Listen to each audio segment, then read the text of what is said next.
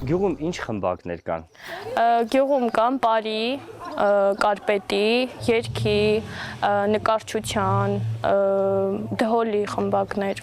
Իսկ երիտասարդները, երեխեքը հաճույքով են մասնակցում այդ խմբակներին։ Այո, շատ մեծ հաճույքով։ Երբ սկսվեց, գյուղի երեխաները շատ մեծ ոգևորությամբ սկսեցին մասնակցել խմբակներին։ Գյուղի երիտասարդությունը տենց շատ է։ Գյուղի երիտասարդությունը շատ մեծ է, մենք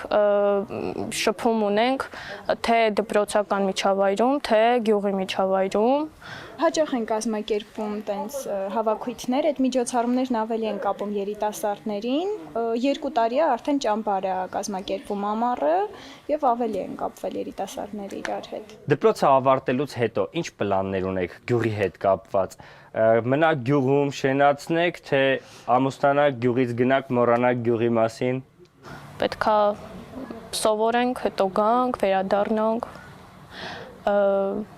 այս գյուղը շենացնենք։